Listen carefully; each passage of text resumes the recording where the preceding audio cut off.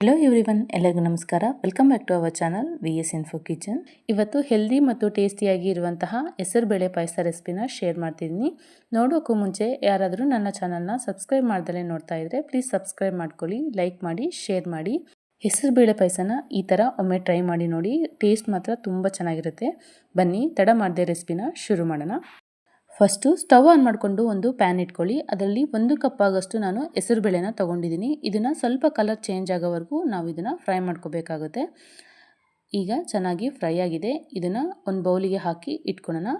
ಬೌಲಿಗೆ ಹಾಕಿದ ನಂತರ ಪೂರ್ತಿ ತಣ್ಣಗಾದ ನಂತರ ಇದನ್ನು ವಾಶ್ ಮಾಡ್ಕೋಬೇಕಾಗುತ್ತೆ. ವಾಶ್ ಮಾಡಿಕೊಂಡ ನಂತರ ಇದಕ್ಕೆ 1 ಕಪ್ ಹೆಸರುಬೇಳೆಗೆ 2 ಕಪ್ಪಷ್ಟು ನೀರನ್ನ ಹಾಕಿ ನಾನು ಬಾಯ್ಲ್ ಮಾಡೋಕ್ಕೆ ಬಿಡ್ತಾಯಿದ್ದೀನಿ. ನಿಮಗೆ ಟೈಮ್ ಇಲ್ಲ ಅಂದರೆ ನೀವು ಕುಕ್ಕರಲ್ಲಿ ಕೂಡ ಮಾಡ್ಕೋಬೋದು ಈ ರೆಸಿಪಿನ. ಕರೆಕ್ಟ್ 1 ಕಪ್ಗೆ 2 ಕಪ್ಪಷ್ಟು ನೀರು ಹಾಕಿ 1 ವಿಸಿಲ್ ಕೂಗಿಸ್ಕೊಂಡ್ರೆ ಕರೆಕ್ಟಾಗಿ ಸರ್ವೋಗುತ್ತೆ. ಇಲ್ಲಿ ಒಣ ಕೊಬ್ಬರಿನ ಬಳಸಿ ಹಾಲನ್ನ ಮಾಡ್ಕೊತಾ ಇದ್ದೀನಿ. ಅರ್ಧ ಕಪ್ಪಷ್ಟು ಒಣ ಕೊಬ್ಬರಿ, 1 ಸ್ಪೂನಷ್ಟು ಗಸಗಸೆ, ಅರ್ಧ ಸ್ಪೂನಷ್ಟು ಶುಂಠಿ ಪೌಡರ್ನ ಹಾಕಿ ಇದಕ್ಕೆ 1/4 ಗ್ಲಾಸಷ್ಟು ನೀರು ಹಾಕಿ ನುಣ್ಣಗೆ ತರಿ ಇಲ್ಲದೆ ರುಬ್ಕೋಬೇಕು. ಇದನ್ನು ಹಾಕಿ ನೋಡಿ, ತುಂಬ ಚೆನ್ನಾಗಿರುತ್ತೆ ಟೇಸ್ಟು.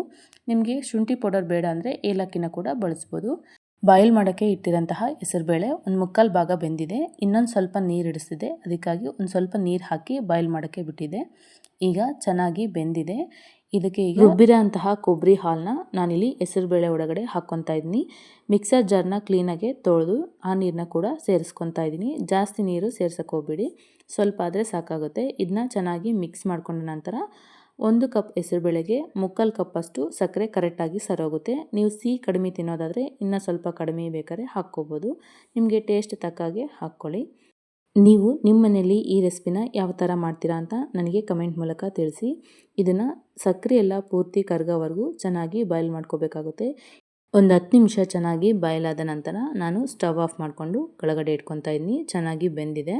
ಈಗ ಅದೇ ಒಲೆ ಮೇಲೆ ಒಂದು ಬೌಲ್ ಇಟ್ಕೊಂಡು ಅದರಲ್ಲಿ 4 ಸ್ಪೂನಷ್ಟು ತುಪ್ಪನ ಹಾಕ್ಕೊತಾ ಇದ್ದೀನಿ. ನಾನಿಲ್ಲಿ ಗೋಡಂಬಿನ ಫಸ್ಟ್ ಹಾಕ್ಕೊಂಡು ಫ್ರೈ ಮಾಡ್ಕೊತಾ ಇದ್ದೀನಿ. ನಾನಿಲ್ಲಿ ಗೋಡಂಬಿ ಮತ್ತು ದ್ರಾಕ್ಷಿನ ಬಳಸಿದ್ದೀನಿ. ನಿಮ್ಗೆ ಯಾವ ಡ್ರೈ ಫ್ರೂಟ್ಸ್ ಇಷ್ಟನೋ ಅದನ್ನು ಬಳಸ್ಕೋಬೋದು.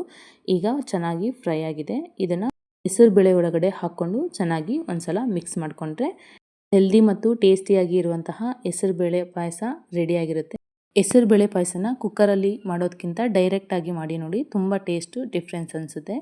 ನೀವು ನಿಮ್ಮ ಮನೆಯಲ್ಲಿ ಈ ರೆಸಿಪಿನ ಒಮ್ಮೆ ಟ್ರೈ ಮಾಡಿ ನೋಡಿ, ಹೇಗೆ ಬಂತು ಅಂತ ನನಗೆ ಕಮೆಂಟ್ ಮೂಲಕ ತಿಳಿಸಿ. ಈ ಸಮ್ಮರ್ಗಂತೂ ಹೆಸರುಬೇಳೆ ಪಾಯಸ ಪರ್ಫೆಕ್ಟಾಗಿ ಸೂಟ್ ಆಗುತ್ತೆ. ನೀವು ನಿಮ್ಮ ಮನೆಯಲ್ಲಿ ಒಮ್ಮೆ ಟ್ರೈ ಮಾಡಿ ನೋಡಿ, ಹೇಗೆ ಬಂತು ಅಂತ ನನಗೆ ಕಮೆಂಟ್ ಮೂಲಕ ತಿಳಿಸಿ. ನಾನು ಮಾಡುವಂತಹ ಎಲ್ಲ ರೆಸಿಪೀಸು ಇಷ್ಟ ಆಗ್ತಿದ್ರೆ ಪ್ಲೀಸ್ ಒಂದು ಲೈಕ್ ಮಾಡಿ, ಶೇರ್ ಮಾಡಿ, ಕಮೆಂಟ್ ಮಾಡಿ. ತಪ್ಪದೇ ನನ್ನ ಚಾನಲ್ನ ಸಬ್ಸ್ಕ್ರೈಬ್ ಮಾಡ್ಕೊಳ್ಳಿ. ಮತ್ತೆ ಮುಂದಿನ ವಿಡಿಯೋದಲ್ಲಿ ಸಿಗೋಣ. ಅಲ್ಲಿವರೆಗೂ ನಮಸ್ಕಾರ.